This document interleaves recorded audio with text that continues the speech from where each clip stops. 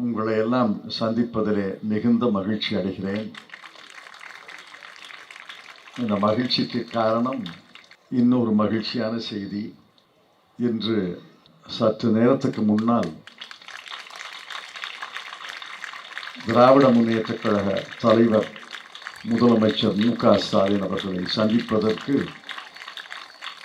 அகில இந்திய காங்கிரஸ் கமிட்டியினுடைய பேச்சுவார்த்தை குழு அறிவாலயத்துக்குள்ளே நுழைந்து இப்பொழுது நாம் பேசிக்கொண்டிருக்கும் போது உடன்பாடு கையெழுத்தாகி இருக்கும் என்று எனக்கு செய்தி.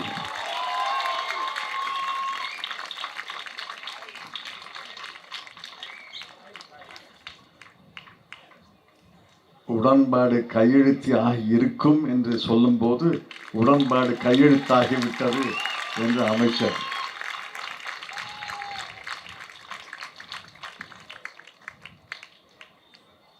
மத நம்பிக்கை உள்ளவர்கள் அதற்கு காரணம் என்ன என்று சொல்வார்கள் என்று தெரியுமா? பகுத்தறிவுவாதர்கள், நண்பர் சுப்பராயன் போன்ற பகுத்தறிவாளர்கள் ஒரு காரணம் சொல்வார்கள். ஆனால் அமைச்சர் சேகர்பாபு அவர்கள் என்ன சொல்வார்கள் என்றால், 5 ஆண்டுகளிலே 4000 கோயில்களுக்கு கும்பாபிஷேகம் நடத்தியிருக்கிறேன், ஆகவேதான் இந்த உடன்பாடு ஆகியிருக்கிறதுன்னு சொல்வார்.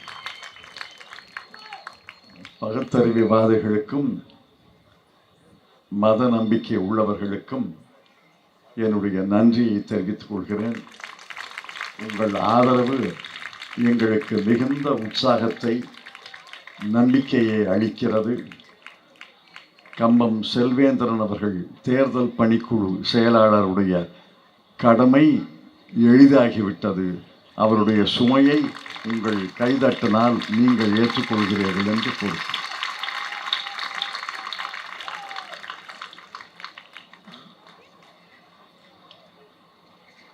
இன்று இன்னொரு செய்தி பீகார்லேருந்து வந்திருக்கு. சில மாதங்களுக்கு முன்னால் பீகாரிலே சட்டமன்ற தேர்தல் நடந்தது. காங்கிரஸ் கட்சியும் ஆர்ஜேடி என்ற கட்சியும் ஒரு கூட்டணி, ஜனதாதளம் ஐக்கிய ஜனதாதளமும் பாரதிய ஜனதா கட்சியும் ஒரு கூட்டணி. அதில் மாற்று கூட்டணி வெற்றி பெற்றது. அது மக்கள் முடிவென்றால் அதை ஏற்றுக்கொள்ள வேண்டும். அதில் முதலமைச்சராக நிதிஷ்குமார் அவர்களை ஒரு மூத்த தலைவர், சோஷலிச இயக்கத்திலே வளர்ந்தவர், அவரை முதலமைச்சராக ஆக்கினார்கள். சில மாதங்களுக்கு கழித்து என்ன ஆகிவிட்டது? இன்று செய்தி வந்திருக்கிறது, நிதிஷ்குமார் அவர்கள் ராஜினாமா செய்கிறார், பாரதிய ஜனதா கட்சியின் முதலமைச்சர் பொறுப்பேற்கிறார். கம்பம் செல்வேந்திரன் அவர்கள் சொன்னது அவர் சொல்லி முடிப்பதற்குள்ளே நிரூபணமாகிவிட்டார். பாரதிய ஜனதா கட்சி தொட்ட எதுவும் பஸ்பமாகிறது. பாரதிய ஜனதா கட்சி நல்ல வேளையாக அதிமுகவை தொட்டிருக்கிறது. அதிமுக 5 ஆண்டுகளுக்கு பிறகு இருக்குமா என்று எனக்கு தெரியாது. அவர்கள் இருக்க வேண்டும் என்று வாழ்த்தினார்கள். நீங்கள் இருக்க வேண்டும் என்று வாழ்த்துகிறீர்கள். பாரதிய ஜனதா கட்சி அதிமுகவை தொட்டு விட்டது. இருக்குமா இருக்காதா என்று எனக்கு தெரியாது. எதற்காக சொல்கிறேன் என்றால், ஆமை புகுந்த வீடும் அமீனா புகுந்த வீடும் உருப்படாது. பாரதிய ஜனதா கட்சி நுழைந்த நாடும் உருப்படாது. அதற்காக மிகுந்த தெளிவாக முதலமைச்சர் மு.க. ஸ்டாலின் அவர்கள் இருக்கிறார்கள். நானும் தெளிவாக இருக்கிறேன். வடநாட்டில் பாரதிய ஜனதா கட்சி வளர்ந்திருக்கிறது, விரிந்திருக்கிறது என்பதை நான் ஏற்றுக்கொள்கிறேன். ஆனால் தயவு செய்து தென்னாட்டுக்குள்ள குறிப்பாக தமிழ்நாட்டுக்குள்ள பாரதிய ஜனதா கட்சி நுழைந்து விடக்கூடாது என்று நீங்கள் எச்சரிக்கையாக இருக்கிறது.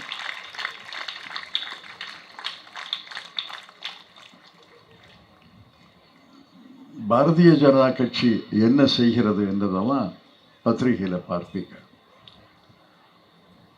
எந்தெந்த சட்டங்களை கொண்டு வந்திருக்கிறார்கள் என்று பார்க்கணும். இப்ப புதிய சட்டங்களை உருவாக்கி கொண்டிருக்கிறார்கள். உதாரணத்துக்கு ஒரு வாரத்துக்கு முன்னாடி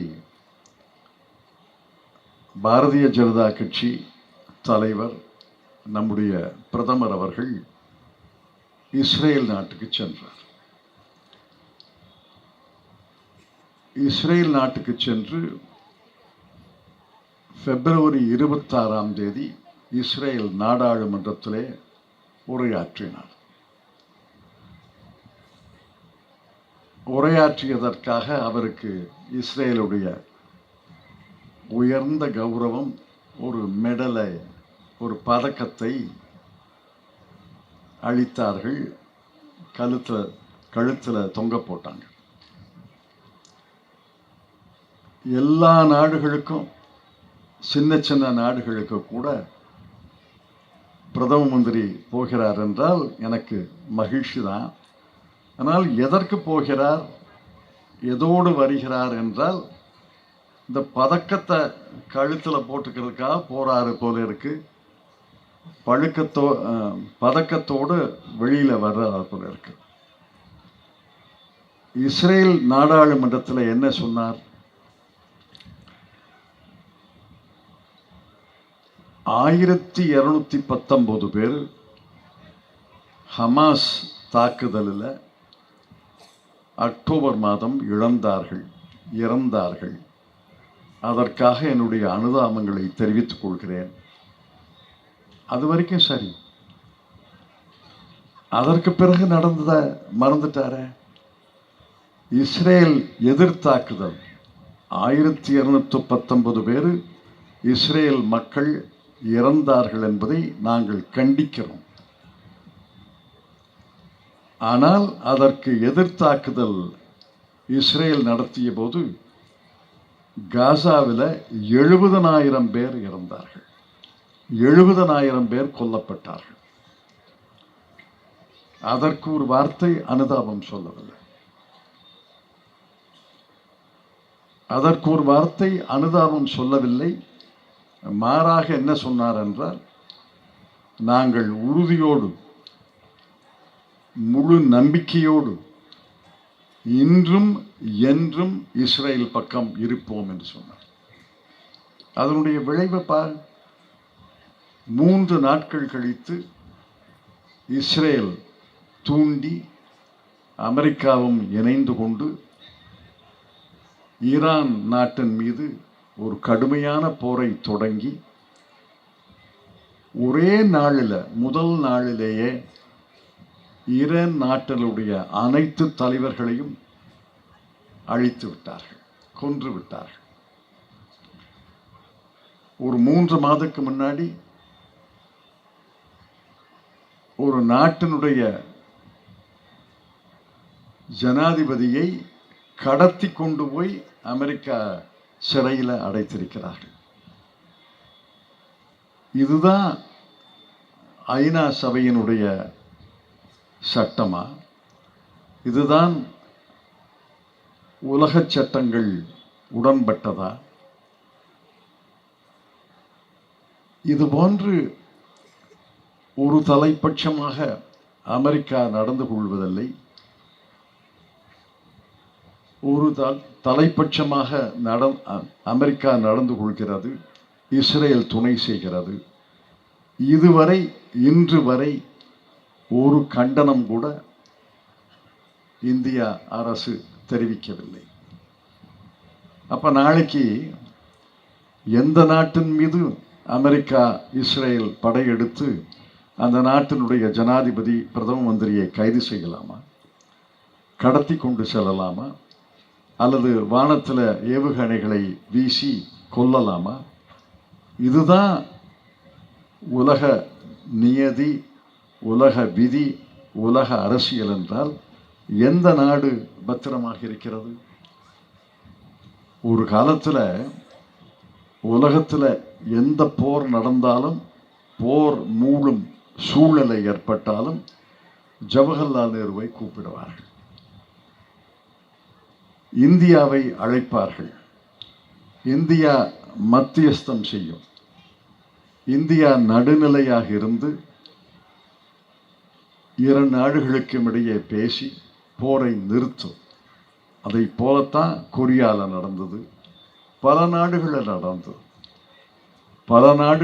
நடந்தது.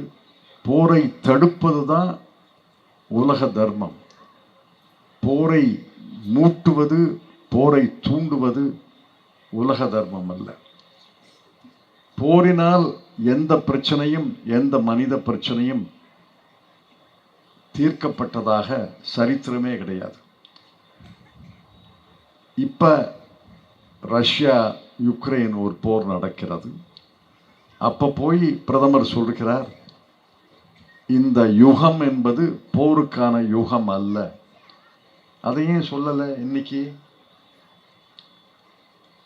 இஸ்ரேல் காசாவில் 70,000 பேரை கொல்ல போது ஏன் சொல்லல? இப்ப இஸ்ரேல் ஈரான் மீது தாக்குதல் செய்த போது ஏன் சொல்லல? அதனால இந்தியா ஏறத்தாழ அமெரிக்காவுடைய அடிமையாகிவிட்டது. இதுதான் எனக்கு மிகப்பெரிய வருத்தம். இந்தியா ஏறத்தாழ அமெரிக்காவுடைய அடிமையாகிவிட்டது. அமெரிக்க அதிபர் வைத்தது தான் சட்டம், அவர் தொடுத்தது தான் போர். அவர் கடத்தி கொண்டு சொன்னால் அது நியாயம். போரில் ஒரு நாட்டினுடைய தலைமையை முழுமையாக அழித்து விட்டால் அதுதான் நியாயம். இந்த நிலையில போனால் எந்த நாடு இந்தியாவை மதிக்கும், எந்த நாடு இந்தியாவை நாடும், எந்த போரில் இந்தியா தலையிட்டு போரை நிறுத்த முடியும்? அவர்தான் இந்தியாவின் பிரதமராக இருக்கிறார். பாரதிய ஜனதா கட்சியை வழி நடத்தி செல்கிறார். நாளை இந்தியாவுக்கும் இன்னொரு நாடுக்கும் போர் நடந்தால் யார் போரை நிறுத்த வருவார்கள்? 4 நாட்கள் இந்தியாவுக்கும் பாகிஸ்தானுக்கும் போர் நடந்தது. ட்ரம்ப் நிறுத்துன்னு சொன்னார், நிறுத்திட்டான். ட்ரம்ப் துடுப்பதுதான் போர், ட்ரம்ப் நிறுத்த சொன்னா நிறுத்துவதுதான் போர் என்றால் எதற்காக இந்தியா சுதந்திர நாடாக இருக்க வேண்டும்? இதெல்லாம் யோசிச்சு பார்க்கணும். இப்போ ஒரு உடன்பாடு போட்டிருக்காங்க. இந்த உடன்பாடு போடக்கூடாது என்று உலகம் சொன்னது. ஏன்னா இந்த உடன்பாடை போடுவதற்கு, இந்த சுங்க வரியை விதிப்பதற்கு அமெரிக்க அதிபருக்கு அதிகாரம் கிடையாது, அமெரிக்க நாடாளுமன்றத்துக்குத்தான் அதிகாரம் இருக்கிறது என்று வழக்கு தொடர்ந்தார்கள். அமெரிக்க உச்ச நீதிமன்றத்தில் வழக்கு தொடர்ந்தார்கள். அந்த வழக்கு விசாரணையில் இருந்தது. இந்த நாளில் தீர்ப்பு வரும் என்று தெரிந்தது. தீர்ப்பு வரும் என்று தெரிந்த பிறகும் ஒரு நாளைக்கு ஜனாதிபதி ட்ரம்ப் அவருடைய கூற்றின்படி சொல்கிறார், பிரதமர் நரேந்திர மோடி அவர்கள் அவருக்கு தொலைபேசியில் பேசி இன்றே உடன்பாட்டில் கையெழுத்திடணும், ஒரு அறிக்கை தர வேண்டும், கூட்டறிக்கை தர வேண்டும் என்று அவர் வற்புறுத்தியதன் காரணமாக கூட்டறிக்கை தந்தார்கள். அந்த கூட்டறிக்கையில் அமெரிக்காவிலிருந்து இந்தியாவுக்கு வர பொருள்களுக்கு 0 சுங்க வரி, இந்தியாவிலிருந்து அமெரிக்காவுக்கு போற பொருள்களுக்கு சுங்க வரி 25லேருந்து 18 ஆயிடுச்சு. 25 இருக்கப்படாது, 18 ஆக்கியிருக்காங்க. நாம் அனுப்பும் பொருள்களுக்கு 18%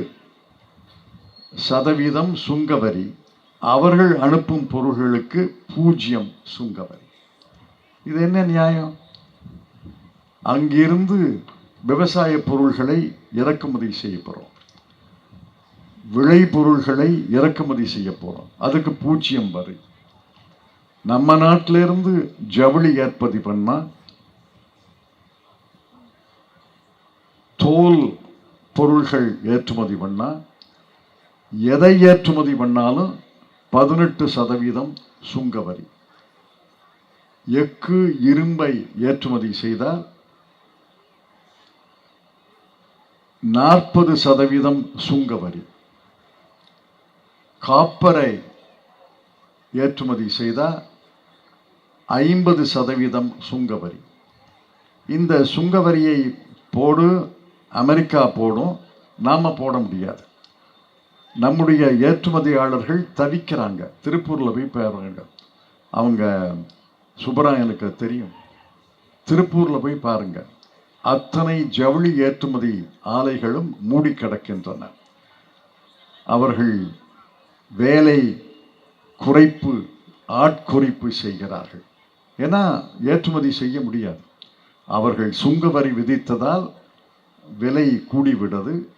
விலை கூடிவிடுவதால் யாரும் வாங்குவது கிடையாது, வியாபாரிகள் வாங்குவது கிடையாது, இறக்குமதி செய்வது கிடையாது. அதை பற்றி பேசினா நாடாளுமன்றத்தில் பதில் சொல்வது கிடையாது. எதை கேட்டாலும் நாடாளுமன்றத்தில் பதில் சொல்வது கிடையாது. இந்த ரீதியில் நாட்டை நடத்தும் பாரதிய ஜனதா கட்சி தமிழ்நாட்டுக்குள்ளேயும் நுழைந்து விட்டால் அவர்கள் தேசிய ஜனநாயக கூட்டணி அரசுங்கிறார்கள். எடப்பாடி பழனிசாமி அவர்கள் அதிமுக அரசுங்கிறார்கள். இதில் எந்த அரசும் அமையாது, அதில் எனக்கு சந்தேகமே கிடையாது. தேசிய ஜனநாயக கூட்டணி அரசும் அமையாது, அதிமுக அரசும் அமையாது. ஆனால் அவர்கள் பார்வையில் எவ்வளவு வேறுபாடு இருக்கிறது. அதிமுக அரசு என்று கூட்டணியினுடைய தலைவராக கருதப்படும் எடப்பாடி பழனிசாமி அவர்கள் சொல்கிறார்கள். ஆனால் உண்மையான கூட்டணி தலைவர் பாரதிய ஜனதா கட்சி சொல்கிறது தேசிய ஜனநாயக கூட்டணி அரசு. எந்த அரசுக்கு ஓட்டு போட போறீங்க? எந்த அரசுக்கு ஓட்டு போடுறது? பாரதிய ஜனதா கட்சி நுழைந்த நாடு, நுழைந்த அரசு உருப்படாது என்பதை தெரிந்து கொண்டு நீங்கள் வாக்களிக்க வேண்டும் என்று கேட்டுக்கொள்கிறேன். 17 பிப்ரவரி அன்று தமிழ்நாடு நிதியமைச்சர் அவர்கள்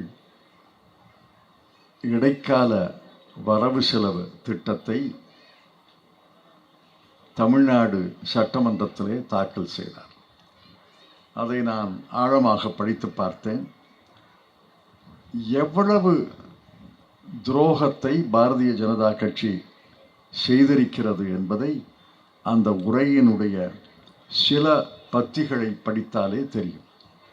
அதை சுருக்கமாக உங்களுக்கு சொல்ல விரும்புகிறேன். ஜிஎஸ்டி என்று ஒரு வரி இருக்கிறது. அதில் 3 வகை வரி: மத்திய ஜிஎஸ்டி, மாநில ஜிஎஸ்டி, இன்டகிரேட்டட் ஜிஎஸ்டி, இறக்குமதி பொருள்களுக்கு ஜிஎஸ்டி, அது ஐஜிஎஸ்டி என்று ஒரு வரி. அந்த வரியை மத்திய அரசும் மாநில அரசும் பகிர்ந்து கொள்ள வேண்டும். ஏப்ரல் மாதம் 2025ஆம் ஆண்டு மத்திய அரசு தமிழ்நாட்டுக்கு வரவேண்டிய ஐஜிஎஸ்டி வரியில் 1709 கோடியை காரணமில்லாமல், அறிவிப்பில்லாமல் குறைத்திருக்கிறார்கள். இதை தமிழ்நாடு அரசு கேட்டால் இது வரைக்கும் பதில் கிடையாது. 1709 கோடி ரூபாய் நமக்கு உரிய பங்கை, நமக்கு வரவேண்டிய பங்கை மத்திய அரசு குறைத்திருக்கிறது. இதில் திருமதி நிர்மலா சீதாராமன் அவர்கள் நிதி அமைச்சர், தமிழ்நாட்டிலிருந்து பிறந்து வளர்ந்து வந்ததாக சொல்றாரு. அவரும் பதில் சொல்வது கிடையாது, பிரதம மந்திரி அவர்களும் பதில் சொல்வது கிடையாது, மத்திய அரசே பதில் சொல்வது கிடையாது. நான் கேட்கிறேன், 1709 கோடியை ஏன் குறைத்தீர்கள்? அது வரைக்கும் பதில் கிடையாது. அடுத்தது தமிழ்நாடு மின்சார உற்பத்தி கழகம், அதில் நஷ்டத்தில் ஓடுது. காரணம், அந்த மின்சார விலையை கூட்டாததுனால நஷ்டத்தில் ஓடுது.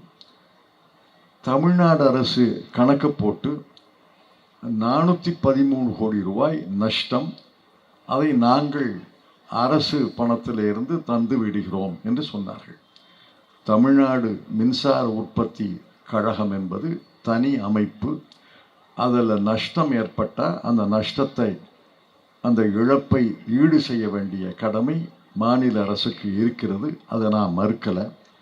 413 கோடி இழப்பு, அந்த 413 கோடியை தந்து விடுகிறோம் என்று தமிழ்நாடு அரசு சொன்னது.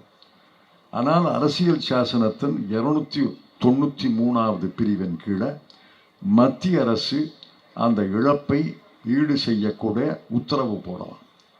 413 கோடி இழப்பை நாங்கள் ஈடு செய்கிறோம் என்று தமிழ்நாடு அரசின் கூற்றை மறுத்து மத்திய அரசு என்ன உத்தரவு போட்டிருக்கிறதால் 16,299 கோடி கொடுக்கணும். 413 கோடி எங்கே இருக்கு? 16,290 கோடி எங்கே இருக்கு? அது உங்களுக்கு வர வேண்டிய பணம். உங்கள் கிராமங்களுக்கு, வார்டுகளுக்கு, நகரங்களுக்கு சாலை போட வேண்டிய பணம், பள்ளிக்கூடம் கட்ட வேண்டிய பணம், மருத்துவமனை கட்ட வேண்டிய பணம், மக்கள் நல்வாழ்வுக்காக செலவழிக்க வேண்டிய பணத்தை எடுத்து 16,290 கோடி ரூபாய் தமிழ்நாடு அரசு தர வேண்டியிருக்கிறது. இது துக்ளக் உத்தரவை போல ஒரு துக்ளக் தர்பார் நடக்கிறது. 413 கோடி ரூபாய் எங்கே இருக்கு? 16,290 கோடி ரூபாய் எங்கே இருக்குன்னு பாருங்க. அடுத்தது சமக்ரா சிக்ஷா திட்டம்னு ஒரு பள்ளிக்கூட கல்வி துறையில் திட்டம். அதில் கணக்கு போட்டு நமக்கு வரவேண்டிய பணம் 3,548 கோடி ரூபாய். இது வரைக்கும் 3,548 கோடி ரூபாயில் ஒரு சல்லி காசை கூட மத்திய அரசு தரவில்லை. அது எதை பாதிக்குது? பள்ளிக்கூடம் கட்டுறது, பள்ளிக்கூடத்தை மேம்படுத்துறது, புதிய பள்ளிக்கூடங்களை உருவாக்குவது, பள்ளிக்கூடத்தினுடைய தரத்தை உயர்த்துவது, அதெல்லாம் பாதிக்குது. 3,548 கோடி ரூபாய் நமக்கு தரலை. அப்புறம் கிராண்ட்ஸ் அண்ட் எய்ட் அப்படின்னு ஒரு அரசியல் சாசனத்தில் ஒரு பிரிவு இருக்கு. அதாவது வருவாய் பற்றாக்குறை இருக்கிற மாநிலங்களுக்கு மத்திய அரசு உதவி தர வேண்டும். வருவாய் பற்றாக்குறையை நிவர்த்தி செய்வதற்காக மத்திய அரசு உதவி செய்ய வேண்டும் என்று அரசியல் சாசனம் இருக்கிறது. அதில் இப்போ 16வது நிதி கமிஷன் இந்த நிதி உதவியை நிறுத்திவிட்டது. அது தனியாக பேசுவோம். ஆனால் 25-26க்கு 15வது நிதி கமிஷன் படியில் நமக்கு 23,834 கோடி ரூபாய் வர வேண்டிய 15வது நிதி கமிஷன் பிரிவின்படி, அவர்களுடைய அறிக்கையின்படி தமிழ்நாட்டுக்கு 23,834 கோடி ரூபாய் வர வேண்டும். ஆனால் மத்திய அரசு தந்திருக்கிறது 20,073 கோடி ரூபாய். அதான் ஏறத்தாழ 3,773 கோடி ரூபாய் குறைத்திருக்கிறார்கள். இந்த பணம் வராட்டி நிதி பற்றாக்குறை, வருவாய் பற்றாக்குறை அதிகரிக்குமா இல்லையா? அப்புறம் மத்திய அரசு வசூலிக்கிற வரி பணத்தில் மாநிலங்களுக்கு பங்களிப்பு உண்டு. அது அரசியல் சாசனத்தில் நமக்கு முதல்ல 2025-26 தொடக்கத்தில் மத்திய அரசு உறுதி கொடுத்தது 58,022 கோடி ரூபாய் தமிழ்நாட்டுக்கு பிரித்து தருவோம் என்று சொன்னார்கள். நிதியமைச்சர் தங்கம் தென்னரசு அவர்கள் 58,022 கோடி ரூபாய் வரும் என்று கணக்கு போட்டார். பட்ஜெட் போடும்போது என்ன வரவு என்ன செலவுன்னு வரவை வைத்துத்தானே செலவு செய்ய முடியும்.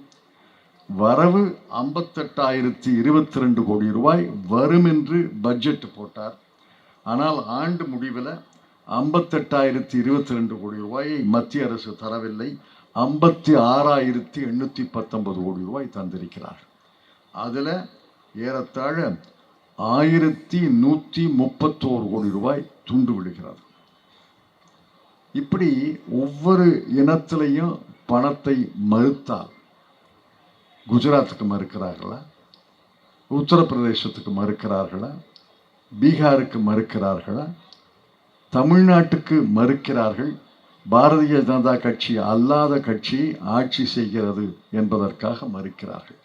காங்கிரஸ் கட்சி ஆளுகின்ற மாநிலங்களுக்கு மறுக்கிறார்கள். திரிணாமுல் காங்கிரஸ் மம்தா பானர்ஜி அவர்கள் ஆளுகின்ற மேற்கு வங்கத்துக்கு மறுக்கிறார்கள். கேரளாவுக்கு மறுக்கிறார்கள். தமிழ்நாட்டுக்கு மறுக்கிறார்கள். ஒரு கண்ணில் வெண்ணெய் ஒரு கண்ணில் சுண்ணாம்பு. இது என்ன நியாயம்னு கேட்குறேன். ஆகவே தான் இதை எதிர்த்து துணிந்து போராட வேண்டும். இன்னைக்கு ஒரு நிகழ்ச்சி நடந்தது. திருச்சி ரயில்வே நிலையத்தில் கர்த்தவிய துவார், வாயில நுழைதா, வாயிலேயே நுழையலை, கர்த்தவிய துவார் என்று ஹிந்தி சொல்லை தமிழில் எழுதியிருக்காங்க. அதற்கு ஈடான தமிழ் சொல் கிடையாது. துவார் என்பது வாசல், சொர்க்க வாசல் நம்ம ஊரில் தான் கண்டுபிடிச்சது. ஆக கர்த்தவிய துவார் என்றால் கடமையின் வாசல் என்று மொழிபெயர்த்திருக்கலாம். ஆனால் கர்த்தவிய திவார் என்று தமிழில் எழுதுகிறாங்க. முதலமைச்சர் அவர்கள் காலையில் கண்டித்த பிறகு இப்போ தேர்தல் வர்றதுனால, தேர்தல் வராட்டி அதை மாற்றியிருக்க மாட்டாங்க, தேர்தல் வர்றதுனால அதை எடுத்திருக்காங்க. இதை போல ஒவ்வொரு திட்டத்துக்கும் இப்போ ஒரு புது மொழி வந்திருக்கு. ஆங்கில மொழி நமக்கு தெரியும், தமிழ் மொழி நமக்கு தெரியும், இந்தி மொழி தெரியும்.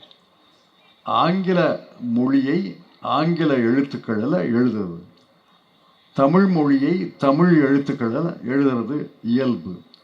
ஹிந்தி மொழியை தேவநாகரி லிபியில் எழுதுறது மரபு, இயல்பு.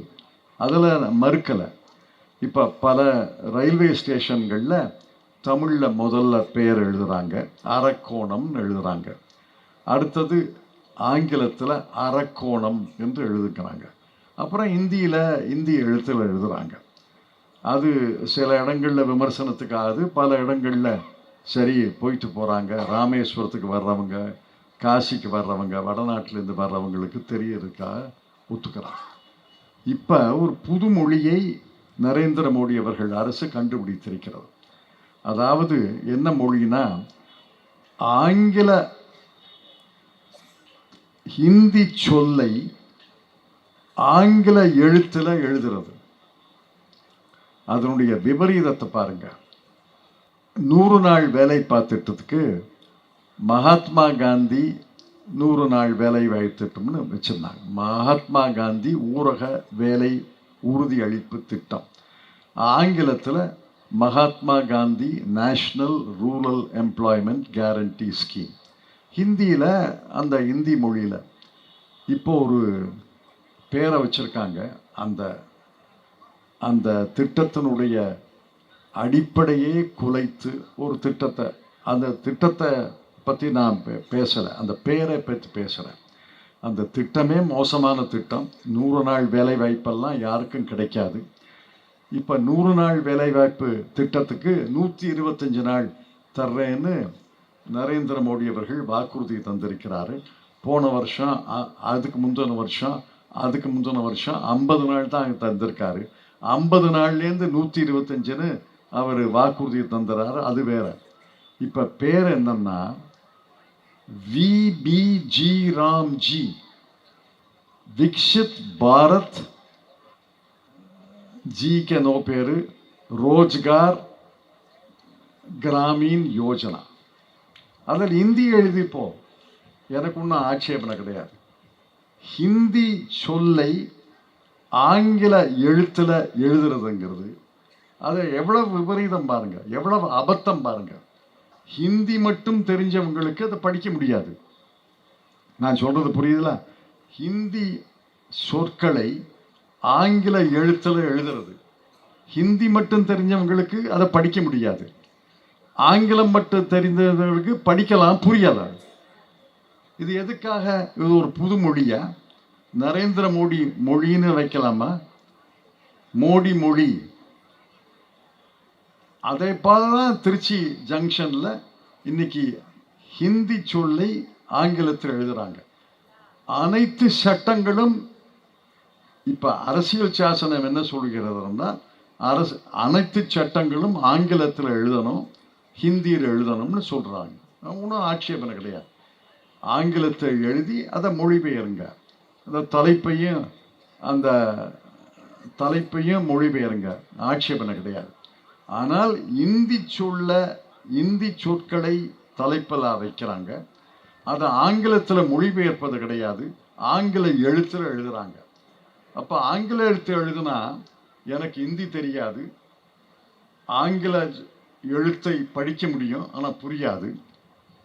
பல பேருக்கு இந்தி மாநிலங்கள்லேருந்து வரவங்க வட மாநிலங்களில் வரவங்களுக்கு அதை படிக்க முடியாத புரிந்து கொள்ள முடியாத தலைப்பை ஏன் வைக்கிறீங்க? எல்லா சட்டங்களும் இன்று அப்படித்தான். எல்லா சட்டங்களுக்கும் ஆங்கில பேரே கிடையாது. கடந்த 6 மாதங்கள் 7 மாதங்களாக ஹிந்தி பேரை மட்டுமே வைக்கிறாங்க, அதை இந்தி பேரை ஆங்கில எழுத்தில் எழுதுறாங்க. இது இந்தி திணிப்பு. இது இந்தி திணிப்பை தமிழ்நாடு பாரதிய ஜனதா கட்சி நுழைந்து விட்டால், தப்பித்தவறி ஆட்சி அமைத்து விட்டால், அதிமுகவோடு சேர்ந்து அமைத்து விட்டால் தமிழ் அழிந்துவிடும் என்பதை நீங்கள் எச்சரிக்கிறது. ஒரு மொழி என்பது பேச்சு மொழி, எழுத்து மொழி, ஆட்சி மொழி. கம்பம் நண்பருக்கு செல்வேந்திரனுக்கு நல்லாவே தெரியும். ஒரு மொழி வாழுவது என்பது பேச்சு மொழி, எழுத்து மொழி, ஆட்சி மொழியாக இருந்தால் வாழ முடியும். பல மொழிகள் பாலி, பிராகிருதி எல்லாம் மூத்த மொழிகள். லத்தீன் மூத்த மொழி, சமஸ்கிருதம் மூத்த மொழி, மறுப்பு கிடையாது. தமிழுக்கு ஈடான தொன்மையான மொழிகள் பாலி, பிராகிருதி, சமஸ்கிருதம், லத்தீன். இன்னைக்கு பேச்சு மொழியாக இல்லை, எழுத்து மொழியாக இல்லை. இது ரொம்ப கவனமாக கேட்கணும். பேச்சு மொழி, ஆட்சி மொழி இருப்பது ஆட்சி மொழியாக இருந்தால் தான் பேச்சு மொழி எழுத்து மொழியாக இருக்கும். ஒரு மொழி ஆட்சியிலிருந்து இறங்கிவிட்டால், ஆட்சியிலிருந்து அப்புறப்படுத்தி விட்டால் அது பேச்சு மொழியாக இருக்காது, எழுத்து மொழியாக இருக்காது. பேசும் மொழியாக இருக்காது, எழுத்து மொழியாக இருக்காது. சமஸ்கிருதம் ஏன் அழிந்தது? இன்னைக்கு யார் பேசுறா சமஸ்கிருதத்தை? கோயிலில் பூஜை ஜபம் செய்கிறாங்க, அது நமக்கு புரியறதில்ல, அவங்களுக்கும் புரியறதில்ல, மனப்பாடம் பண்ணி சொல்றாங்க. ஆனால் சமஸ்கிருதம் பேச்சு மொழியாக இல்லாததன் காரணமாக, எழுத்து மொழியாக இல்லாததன் காரணம், ஆட்சி மொழியாக சமஸ்கிருதம் இல்லை. அதை போல லத்தீன் என்பது புகழ்பெற்ற மொழி. பல பேர் இலக்கியங்கள் லத்தீனிலே எழுதப்பட்டது. அன்று எழுதிய பெரிய எழுத்தாளர்கள் லத்தீன் மொழியிலே தான் எழுதினார்கள். ஆனால் லத்தீன் மொழி எப்பொழுது ஆட்சி மொழியாக இல்லையோ அது எழுத்து மொழியாக குறைந்தது, பேச்சு மொழியாக அழிந்தது. இன்னைக்கு லத்தீனே கிடையாது. இன்றைய கிரேக்க மொழியிலே பேர இலக்கியங்கள் எழுதப்பட்டது. இன்னைக்கு கிரேக்க மொழி அன்று பேசிய கிரேக்க மொழி அல்ல, இது புது கிரேக்க மொழி. அந்த கிரேக்க மொழி அழிந்து விட்டது. ஆட்சி மொழி தமிழ் நிலை குலைந்தால், ஆட்சி பிடத்திலிருந்து தமிழ் இறங்கிவிட்டால் எழுத்து மொழி பேச்சு மொழியாக இருக்காது. தமிழ் அழிந்துவிடும் என்பதை நீங்கள் எச்சரிக்கையாக இருக்க வேண்டும். நரேந்திர மோடியுடைய திட்டம் இந்தியாவில் ஒரு மொழி தான் இருக்கணும், ஒரு நாடு தான் இருக்கணும், ஒரு மொழி தான் இருக்கணும், ஒரு கலாச்சாரம் தான் இருக்கணும், ஒரு தேர்தல் தான் நடக்கணும், ஒரு சட்டம் தான் இருக்கணும், ஒரு விதி தான் இருக்கணும்னா அது ஒன்றும் யோசித்து பார்த்து ரொம்ப கவனமாக யோசித்து பார்த்து தான் ஆர்எஸ்எஸ் இயக்கம், சங் பரிவார் இயக்கம் இதை நுழைக்கிறது. எப்படி இந்தியாவை ஒரு குடையின் கீழே கொண்டு வருவது, எப்படி இந்தியாவை இந்துத்துவ நாடாக மாற்றுவது என்பதை நீண்ட காலமாக அவர்கள் யோசித்து மொழியின் மூலமாகத்தான் இந்தியாவை ஒரு குடையின் கீழே கொண்டு வர வேண்டும் என்று இந்தி மொழியை திணிக்கிறார்கள், இந்தி மொழியை பரப்புகிறார்கள், இந்தி மொழிக்கு நிறைய செலவழிக்கிறார்கள். இது நேரடியாக திணிப்பது என்பது ஒன்று, மறைமுகமாக திணிப்பது ஒன்று. மிகுந்த எச்சரிக்கையாக இருக்க வேண்டும். நம்முடைய தமிழ் மொழி, தமிழ் இலக்கியம், தமிழ் கலாச்சாரம், தமிழ் பண்பாடு, தமிழ் நாகரிகத்தை காப்பாற்ற வேண்டும் என்றால் தமிழை காப்பாற்ற வேண்டும். தமிழை காப்பாற்ற வேண்டும் என்றால் பாரதிய ஜனதா கட்சியை கண்டிப்பாக தோற்கடிக்க வேண்டும். ஒவ்வொரு முறையும் பாரதிய ஜனதா கட்சி உங்களை பார்த்து ஆதரவு கேட்கும்போது ஒவ்வொரு முறையும் தோற்கடிக்க வேண்டும். அவர்கள் பின்னோக்கி போகிற அளவுக்கு, நுழையவே முடியாத அளவுக்கு மிகுந்த கவனமாக இருக்க வேண்டும் என்று உங்களை கேட்டுக்கொள்கிறேன். இப்போ தேர்தல் வருது. தேர்தலில் நமக்கு தெளிவாக அணிகள் தெரிகிறது. திராவிட முன்னேற்றக் கழகத்தின் தலைமையில் ஒரு மாபெரும் கூட்டணி, மகா கூட்டணி அமைந்திருக்கிறது.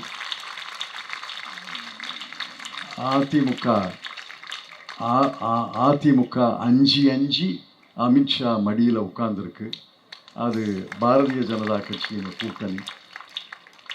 திராவிட முன்னேற்ற கழக கூட்டணியா, பாரதிய ஜனதா கட்சியின் கூட்டணியா? இதில் அதிமுக வேலையே கிடையாது. அதிமுக கொஞ்சம் பேரையும் அவங்க ஸ்வாகான்னு ஒரு வார்த்தை இருக்குது, அதை கபலீகரம் பண்ணிடுவாங்க. அதிமுக நீண்ட நாளைக்கு நிலைக்க முடியாது. என்னைக்கு பாரதிய ஜனதா கட்சியின் அரவணைப்பிலே போகிறாங்களோ அது ரொம்ப நாளைக்கு இருக்க முடியாது. ஆக திராவிட முன்னேற்ற கழக தலைமையிலே உள்ள கூட்டணியா, பாரதிய ஜனதா கட்சியின் கூட்டணியா என்பதை தீர்மானிக்க வேண்டும். இதை திராவிட முன்னேற்ற கழகம் 4 மாதங்களுக்கு முன்னே தேர்தல் வேலையை ஆரம்பித்தது என்பது எனக்கு தெரியும். அவர்கள் அயராது பாடுபடுகிறார்கள், நாள்தோறும் பாடுபடுகிறார்கள், வீடு வீடாக வீதி வீதியாக செல்கிறார்கள். வீடு வீடாக பெண்கள் மட்டும் நேற்று முன்தினமிலிருந்து வீடு வீடாக செல்கிறார்கள். இந்த வேகத்தை தொடர்ந்து இன்னொரு 40 நாளைக்கு காப்பாற்றி, 40 நாளைக்கு இந்த வேகத்தை கொஞ்சம் தளர்ச்சி இல்லாமல் இந்த வேகத்தை காட்டி 40 நாட்கள் கழித்து மீண்டும் நம்முடைய திராவிட முன்னேற்ற கழகத்தின் தலைவர், இந்தியா கூட்டணியுடைய தமிழ்நாடு தலைவர் திரு மு.க. ஸ்டாலின் அவர்களை முதலமைச்சராக அந்த நாற்காலியிலே உட்கார வைத்து தமிழ் பண்பாடு, தமிழ் கலாச்சாரம், தமிழ் மொழியை, தமிழ் நாகரிகத்தை, தமிழ் மொழியை காப்பாற்ற வேண்டிய கடமை நமக்கு இருக்கிறது என்று உங்களை சொல்லி, அவருடைய பிறந்த நாளிலே அவருக்கு நேரடிய வாழ்த்து தெரிவித்தேன். இன்றும் உங்கள் மூலமாக அவருடைய 73வது பிறந்த நாளுக்கு வாழ்த்து தெரிவித்து விடைபெற்றுக் கொள்கிறேன். வணக்கம்.